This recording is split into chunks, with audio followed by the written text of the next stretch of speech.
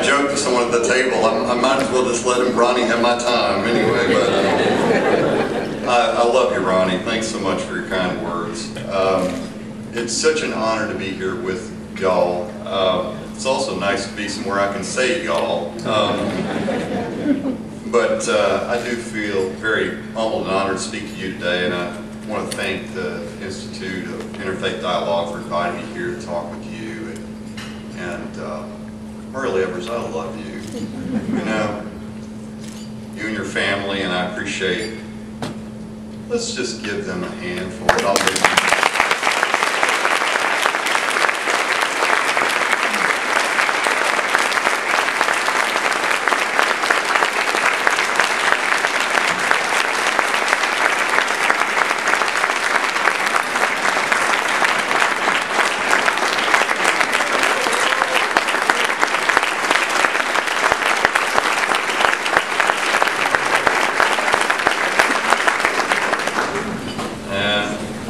You can get me later.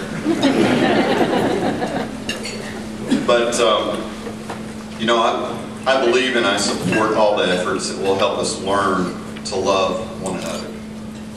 No matter where on earth we live, work, and worship. And I want to talk a little bit real quickly. Hopefully I'll try to cut this short anyway, but reminder of things, you know, because things don't happen in a vacuum. I think that's, you know, people just don't realize their history. You know, you talk to kids today, and I hate to say it, they don't know. James Meredith, who's here with us tonight as well, and they don't know Meg Reverend. They don't know.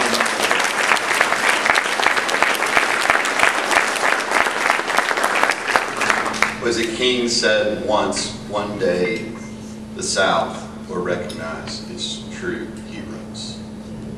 Amen. Between Reconstruction and the 1960s, about 3,500 African Americans died at the hands of lynch mobs in the United States. In 1995, the bombing of a federal building in Oklahoma City killed 168. And of course, we know about the 9/11 attacks that killed nearly 3,000, as well as the recent attack on the Liberty Embassy. So what do all these events have in common? Hate motivated these acts. But what preceded that hate has drawn much less attention, I think, from the public and from the press too, and that is fear. Fear. So what drove the lynch mobs and the KKK in Mississippi? Fear that African Americans would hold power, vote, or even dare to be equal to whites, right?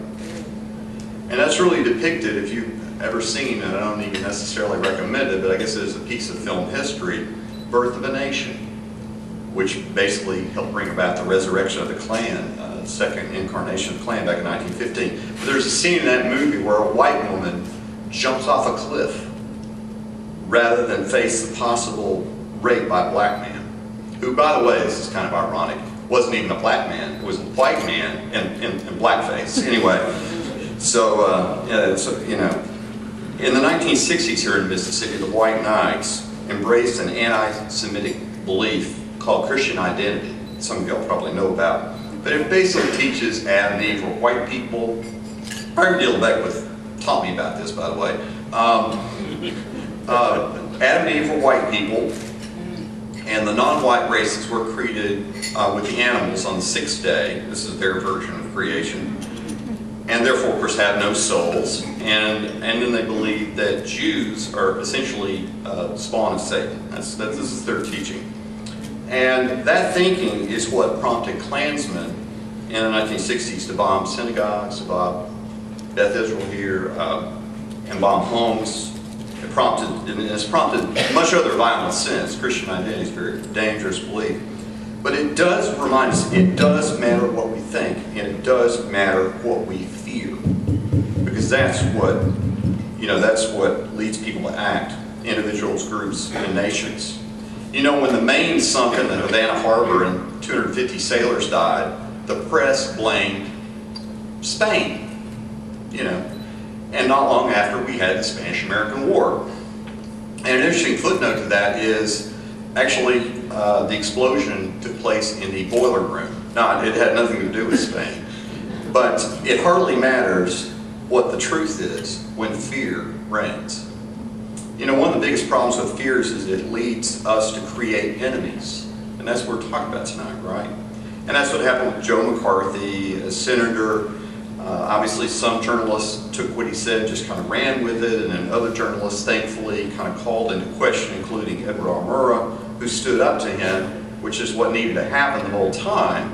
And that's why we as journalists have to stand up for the truth. And the public tide of opinion began to turn against him. But our need for an enemy seems kind of baked into our DNA. Sam King wrote a book, and I highly recommend this book. And anybody who's a teacher or gets anywhere near a classroom and can pass on this book, I highly recommend it. It's called Faces of the Enemy. And it's really just a collection of wartime propaganda. And it's great. But this is the way he puts it, and it's so true. In the beginning, we create the enemy. Before the weapon comes the image. We think others to death, and then invent the battle axe or the ballistic missiles with which to actually kill them. Propaganda precedes technology. Isn't that so true? In our American schools in the 1960s, 1970s, when I was there, we were taught that communists were our mortal enemies and we must fear them. They even had the films that they would show us in the classrooms, warned us about the communists and you know how many missiles they had and we didn't have enough and we weren't keeping up and so all that kind of stuff was going on. But by 1992, you know, the Soviet Union, we know, really began to fall apart. And it was kind of viewed as setting into the Cold War, and you know, we thought this is the triumph of capitalism over communism and freedom over totalitarianism. But in the last days of power, Gorbachev made a very interesting comment to a reporter. He said, "We will deprive you of an enemy, and then what will you do?" His words proved prophetic. We won the Cold War, but we lost an enemy. And without that enemy, the extremist, whose desire was to destroy all the communists, began to turn their anger against their own government.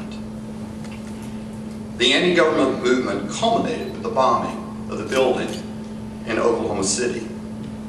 But when that bombing took place on April 19th, 1995, you wouldn't know that from the initial news reports, would you? Because the initial press reports for the first day or two were the belief that the building had been blown up by Middle Eastern terrorists. That's what it said over and over on television. I don't know if y'all remember that. CNN gave the names of 4 Arab Americans that were completely innocent, but they broadcast them. The Wall Street Journal called the explosion a Beirut-style car bombing. And I remember this distinctively. Some guy on CNN, expert on CNN, talked about how you could tell that this blast, the way that the explosion took place, that it was obviously from foreign terrorists. And I'm thinking to myself, oh really? Bombs tell you that? I mean, and even worse, there was an expert on CBS who remarked that the bomb was intended to, quote, inflict as many casualties as possible. That is a Middle Eastern trait. So you see in that statement the very problem we're talking about, don't you? The prejudice and the hate. See, if the press, you know, had reported that Americans were responsible, they're the fanatical few, right? You know, they're not us, they're the fanatical few, they're the crazies or whatever. But, you know, but from the moment the bombing took place, a personal story on this, the moment the bombing took place, I had just interviewed this white supremacist in Oklahoma. So, who's a member of what's called the Phineas priesthood, and they view themselves as God's assassins, which sounds